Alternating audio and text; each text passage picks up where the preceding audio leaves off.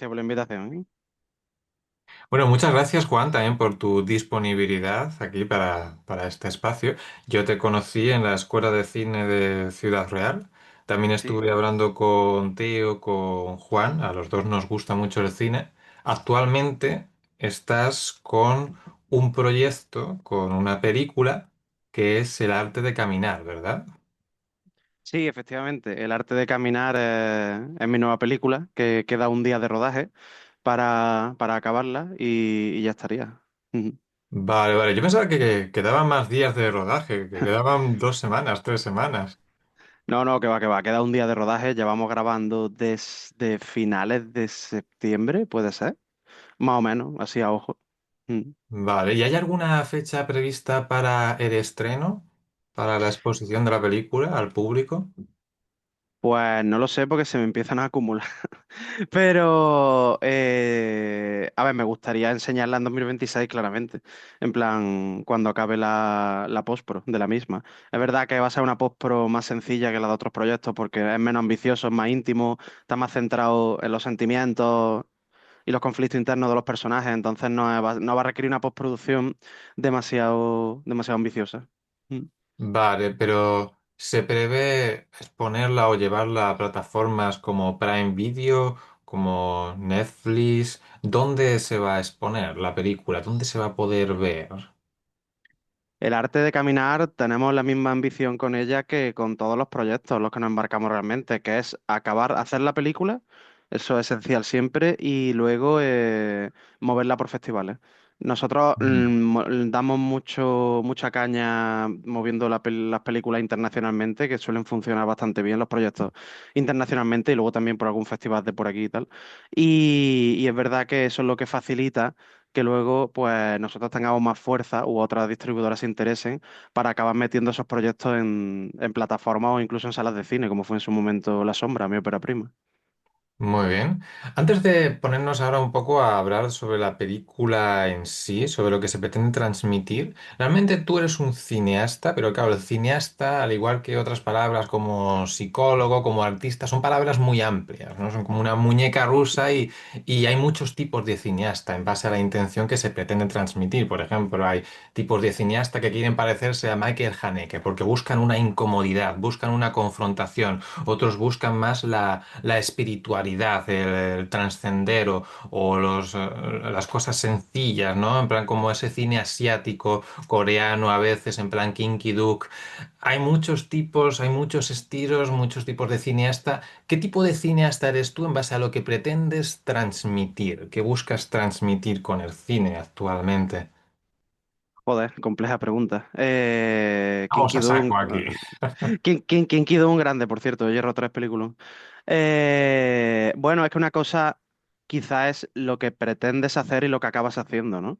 Entonces, yo por lo menos, mis pretensiones suelen ser bastante claras, más allá de por lo menos desde hace un tiempo ahora en adelante.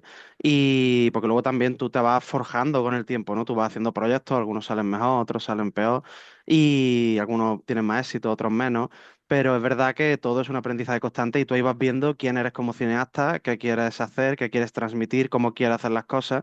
Y es verdad que eso es un proceso que realmente es bueno, hasta que dejas de existir, ¿no? Hasta que te mueres, porque estás toda la vida aprendiendo. Pero es verdad que por lo menos mis pretensiones fluyen bastante con el momento. Es verdad que yo vivo bastante el presente, el día a día, y es verdad que tengo una, por suerte, diversificación de proyectos bastante guay, curiosa y dispar. Y es verdad que según el proyecto a mí me gusta adaptarme a lo que pide la historia, ¿no? O sea, es verdad que yo tengo y muchas veces no lo hago a propósito, porque esto es lo que digo siempre, es como cuando me preguntan que por qué coges ciertos tipos de planos, o por qué has cogido a este actor o a esta actriz, o qué viste en él o en ella, o qué has visto en esta historia para escribir esto. Obviamente hay un trabajo detrás muy grande de planificación, de escritura, de investigación, de intención, sobre todo, que para mí es de lo más importante, que todo tenga una intención, un propósito, que nada sea al balalá, o que si es al balalá, incluso sea, porque tú puedes hacer cosas al balalá con un propósito, ¿no? Ahí está la Nouvelle por ejemplo.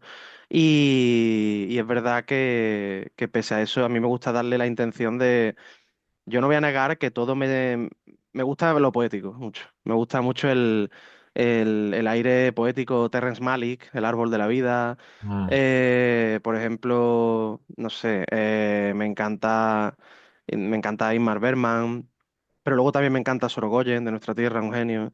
Y me encantan muchísimos cineastas de muchas formas distintas. Entonces me gusta un poco intentar acercarme a todo eso que me gusta, pero sin dejar de lado lo que yo sienta por dentro, cómo lo sienta, cómo quiero hacerlo y incluso ahora buscar por qué quiero hacerlo así, qué motivación hay detrás de eso y darle un sentido, ¿no? Entonces, que cada obra tenga la entidad que tiene que tener en base a la historia que estás contando y cómo la estás contando, pero sin duda, hombre, yo creo que me acerco a un tipo de cineasta que también es raro, ¿no? Hablar de uno mismo y etiquetarse y catalogarse. Pero bueno, también me baso un poco en lo que me suelen decir y tal, o lo que la gente ve en base a lo que hago. Es verdad que sería algo más, creo yo, poético, centrado en los actores y actrices y en la historia y intentar siempre llegar con los pequeños detalles y las emociones, conflictos internos. Entonces yo creo que iría un poco por ahí. Mm. Me viene lo de transmitir lo inefable, transmitir algo que va más allá incluso del propio cine o incluso de las propias palabras, que a veces esa es la esencia de la poesía, con las imágenes en primer plano. Es como ir más allá de lo, como de lo evidente. Realmente el espectador en tus películas quieres que encuentre su propio camino viendo una película tuya. Es verdad que no voy a negar que yo ahora pienso bastante más en el espectador que hace años. Hace años como que no lo tenía muy en mente a la hora de hacer cosas y ahora lo tengo bastante en mente, de hecho. Pienso siempre, lo que pasa es que lo hago desde una perspectiva de bastante respeto, porque es verdad que yo pienso y creo que hay hueco para todo, realmente. O sea, yo no pienso que, como mucha gente hace, que solo hay un tipo de espectador, que es el que hay que dárselo todo mascado. O sea, yo creo que el éxito de películas que no son las típicas cada día, cada semana, cada mes, cada año, demuestran que hay nichos y que hay espectadores de todo tipo, que están hambrientos por un tipo de cine distinto. Y al igual que también hay gente hambrienta por lo más habitual, ¿no? Entonces, además yo veo de todo, consumo de todo, me gusta de todo en el cine. Y es verdad que sí, hombre, a mí me gusta que, al igual cuando yo veo una película, me gusta pensar y decir, hostia, ¿y esto por qué? ¿Qué me ha querido decir con esto? Es verdad que siempre doy pie a que haya un camino por recorrer, sin duda, creo, por parte Mm. del espectador.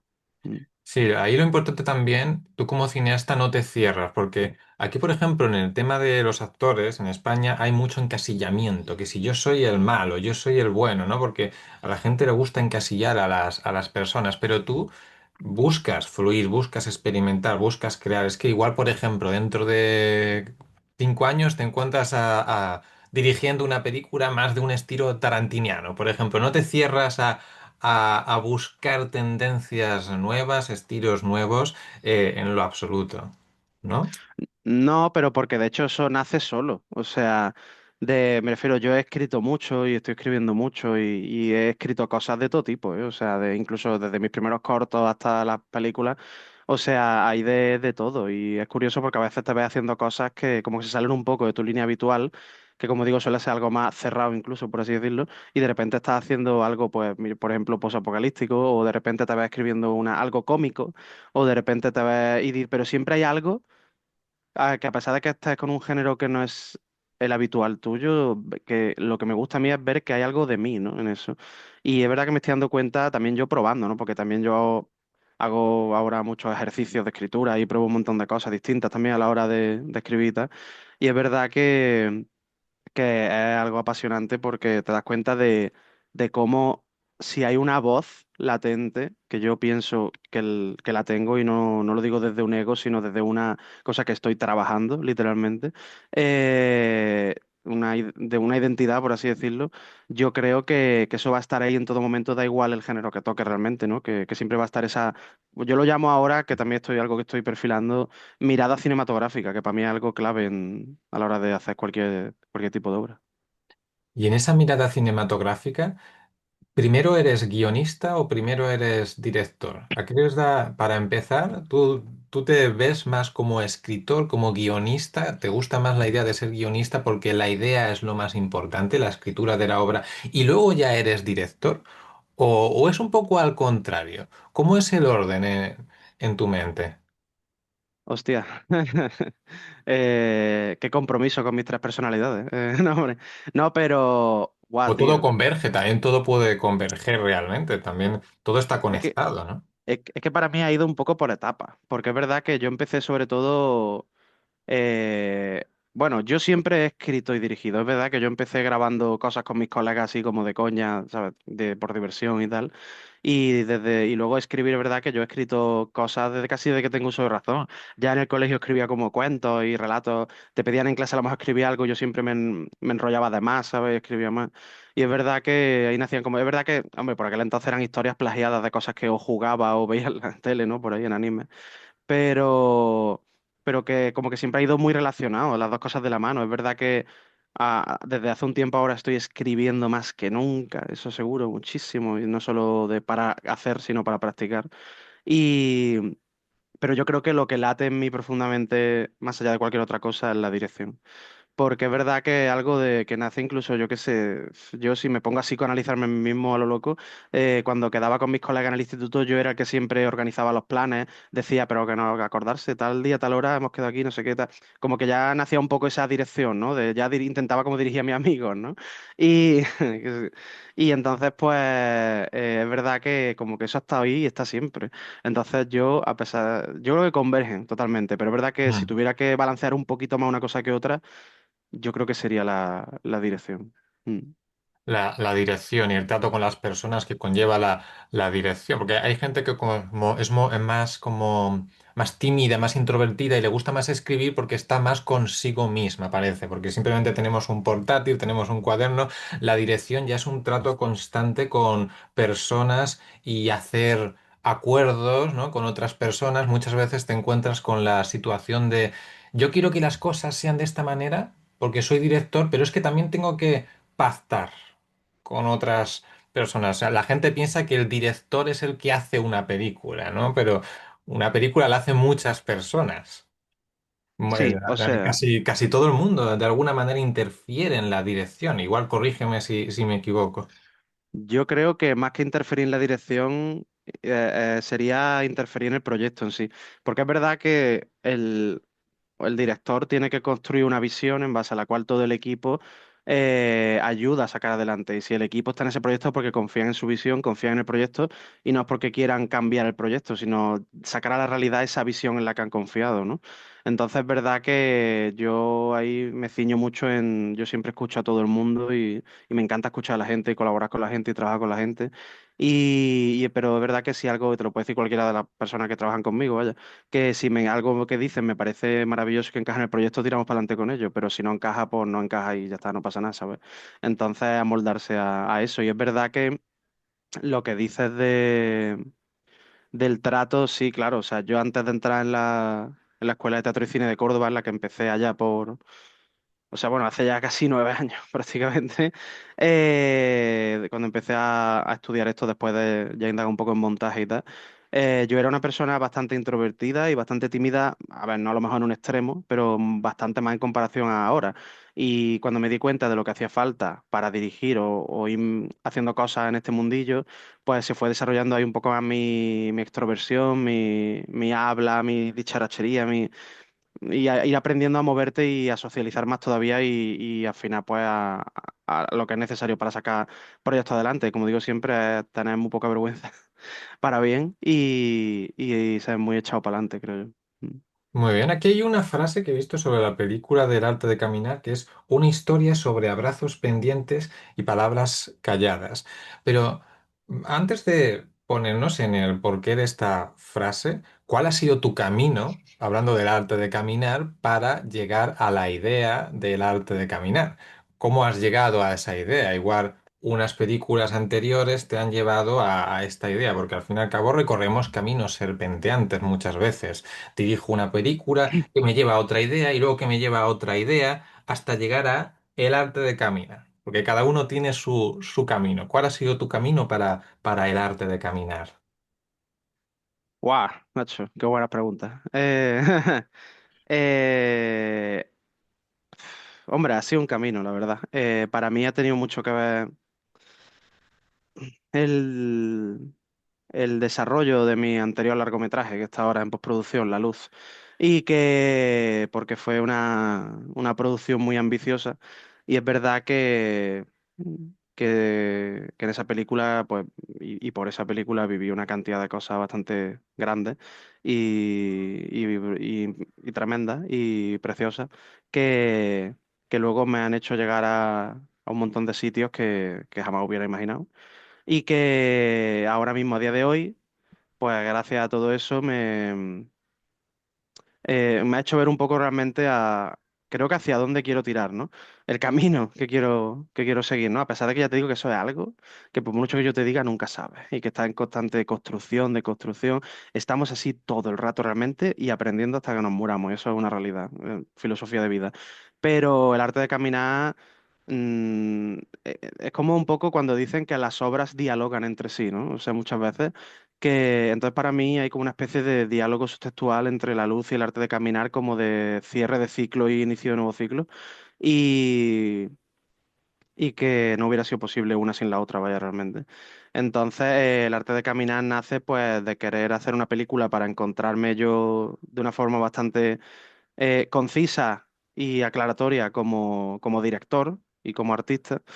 Y es verdad que se lo plantea a mi protagonista, a mi queridísima amiga Llanos Padilla, como una locura, que vamos, hay que estar loco para aceptar, porque yo le dije, quiero hacer esta película, tengo esta idea, ahora mismo no hay guión, pero yo por mí nos ponemos a grabar mientras trabajo incluso en el guión, no sé qué.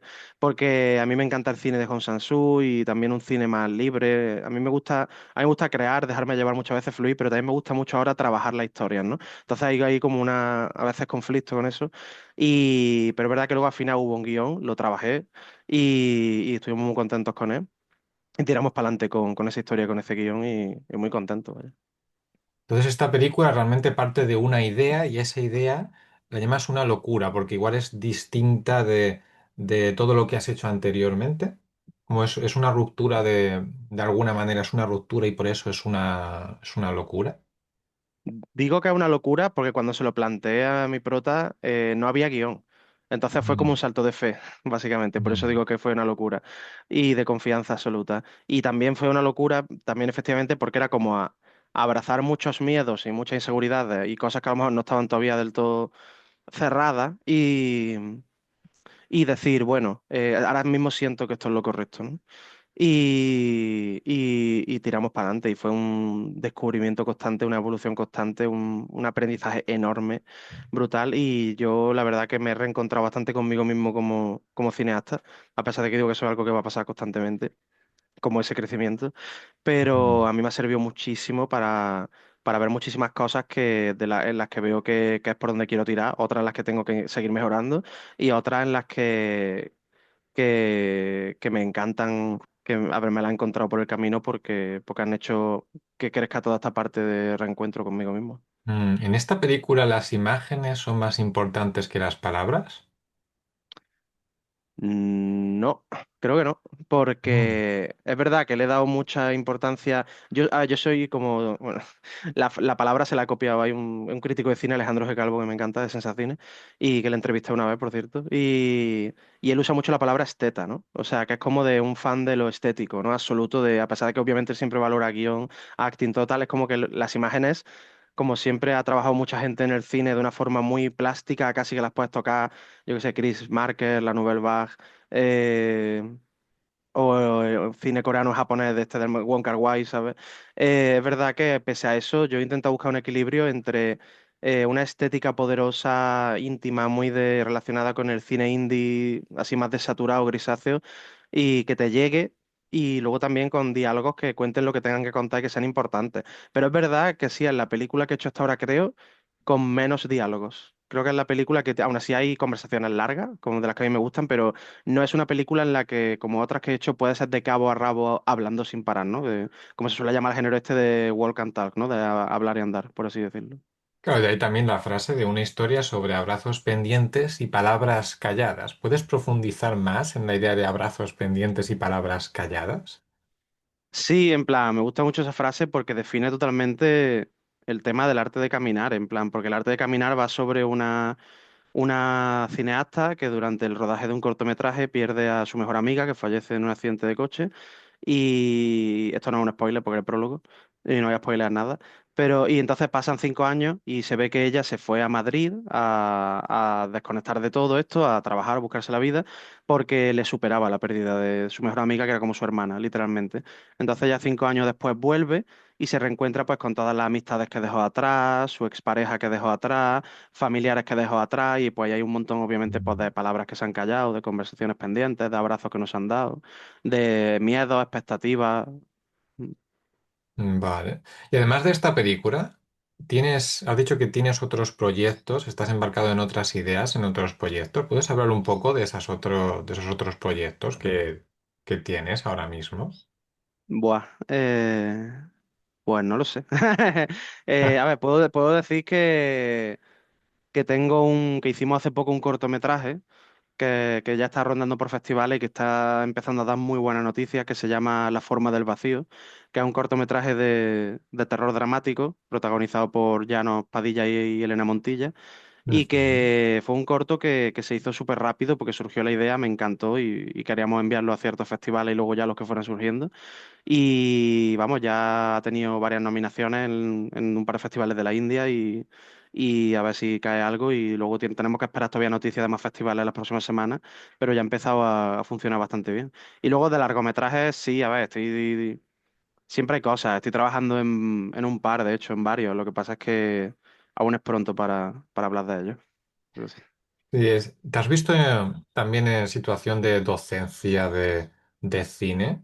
Porque igual es que también en Córdoba hay varias escuelas de cine. No sé, pregunto, ¿has enseñado temas de guión o dirección o te gustaría embarcarte en la docencia de cómo se escriben los guiones correctos, cómo se hace buen cine?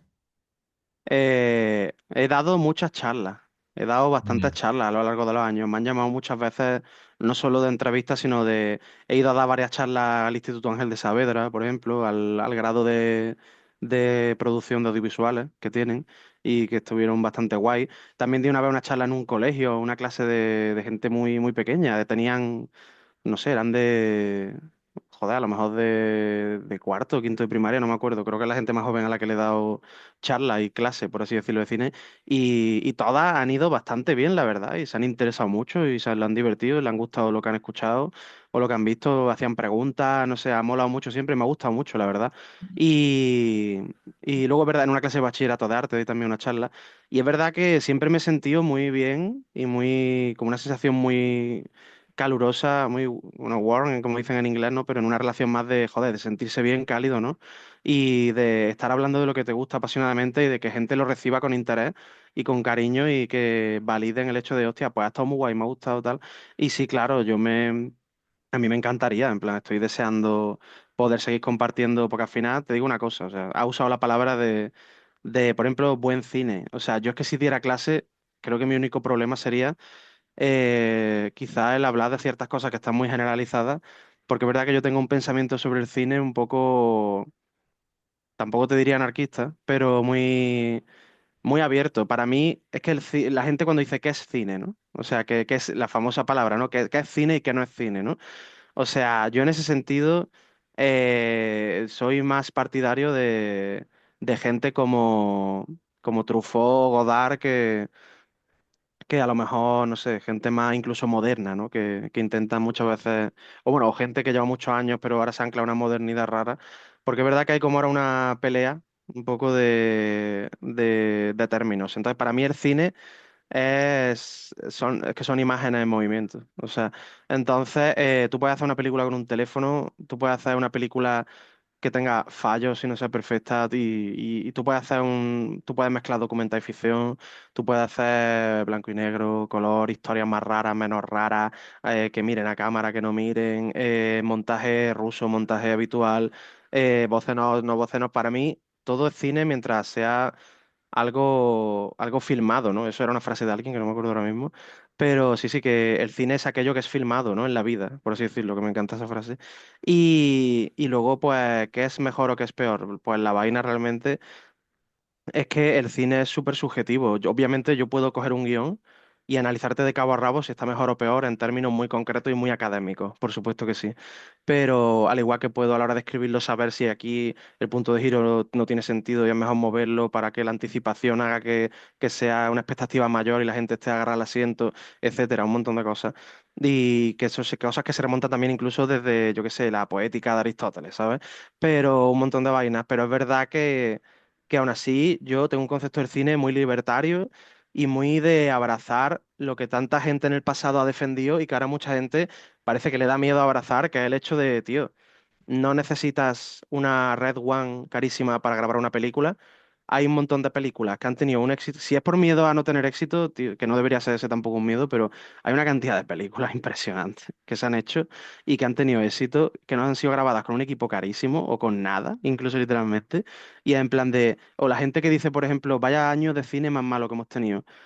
A ver, vale, respeto su opinión, pero tú con eso me estás diciendo que no has visto cine realmente, pero en un sentido de no de que vean películas que sean menos cine, sino de hay una cantidad de películas al año, hay una cantidad de películas que se hacen al año en todo el planeta, hindú, americana, inglesa, británica, sueca, española, o sea, de todas partes, china, japonesa, coreana, que hay una cantidad de peliculones escondidos por ahí porque la gente no mira más allá o no les llegan por desgracia o tampoco se molestan en investigar. Nunca hay un mal año de cine, no existe el mal año de cine. No existe la decadencia de la calidad cinematográfica, existe la falta de miras y existe el de verdad decir, hostia, voy a ver el cine, ¿no? Como con esa amplitud que global que a mí me fascina y que me encanta y que veo cosas de todos lados, de cualquier época, porque es que me llena y me hipnotiza el ver ese abanico de posibilidades que nos da el hacer una película, que muchas veces no nos abraza por miedo.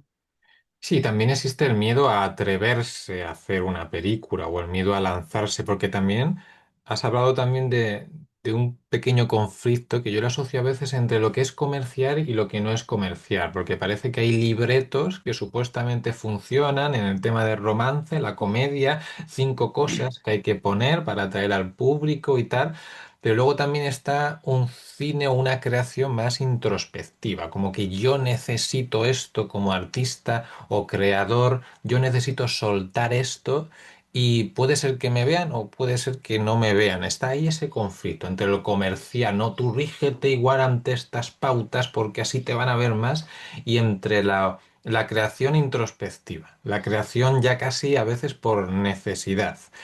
Eh, Tú realmente estás aquí por muchas cosas, tienes varios proyectos exitosos por muchas cosas, pero una de esas cosas tal vez puede ser que te has atrevido, que te has lanzado, que has escuchado más tu intuición, tu impulso, más allá de lo que supuestamente se tiene que hacer a un nivel comercial o no tanto.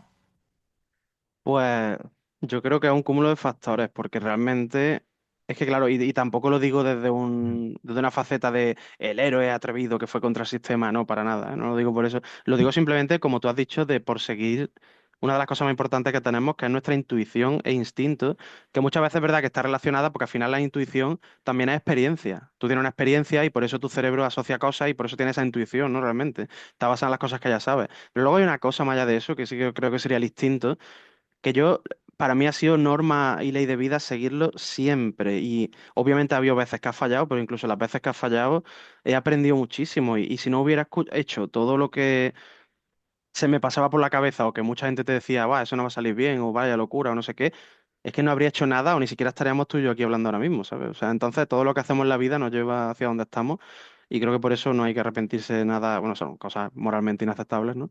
Pero vamos, que es verdad que yo creo que hay una diferencia claramente entre lo que las necesidades que tú tienes como autor y en la vez hay que hacer cosas para vivir, ¿no? Porque yo también pues he hecho publicidad, he hecho cosas que no me han llenado para nada, pero al final a veces pues hay que ganar el pan, ¿no?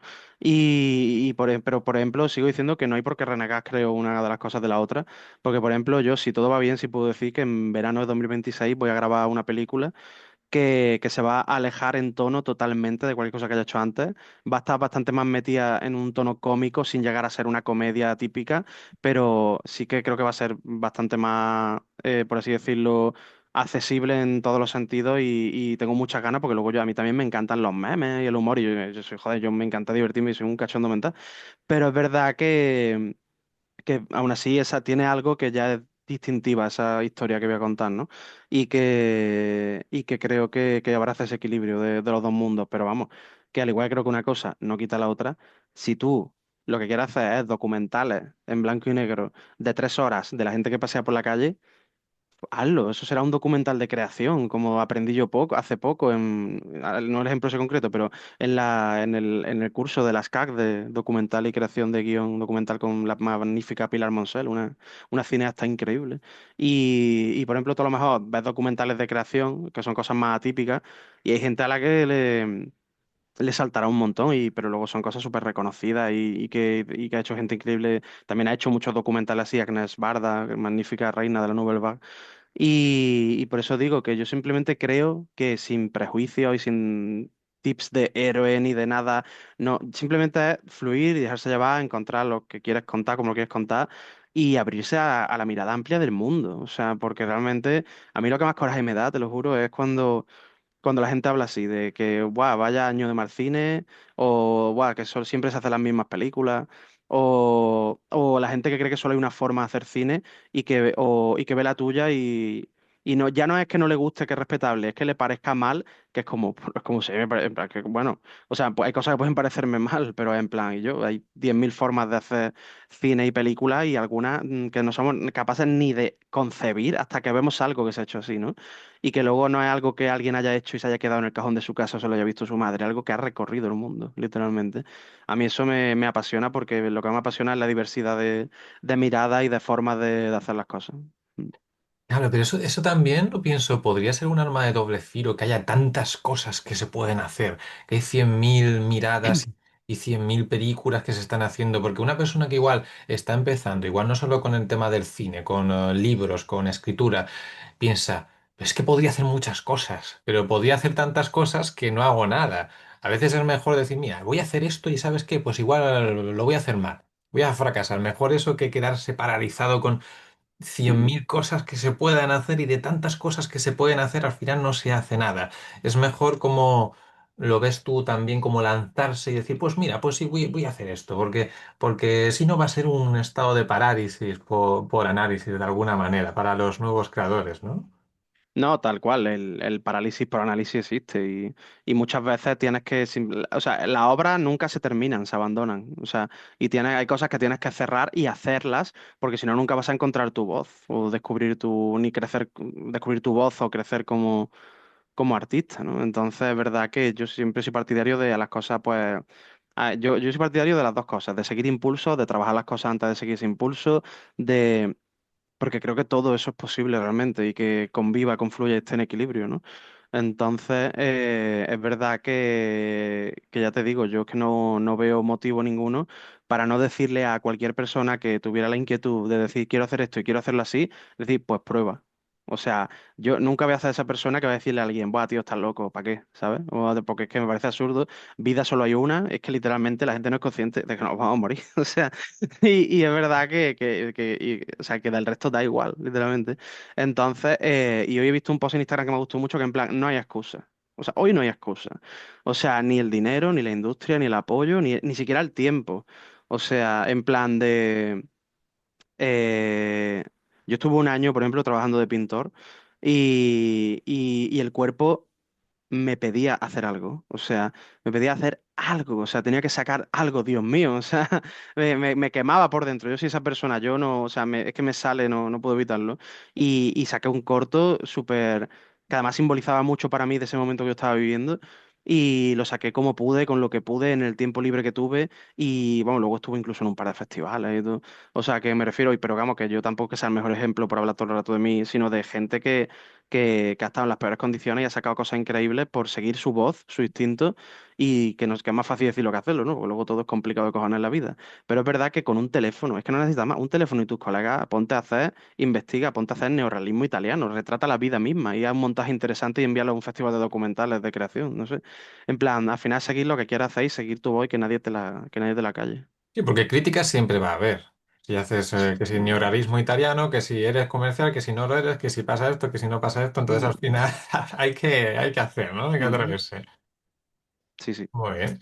Pues vamos a terminar ya prácticamente. Luego me pasas, si puedes, la imagen o la portada del arte de caminar para ponerla ahí Ujú. en la entrevista. La pondré entre hoy y mañana. Y nada, pues muchas gracias, Juan, por tu tiempo y espero que tenga muchísimo éxito el arte de caminar y cualquier otro proyecto que tengas en mente.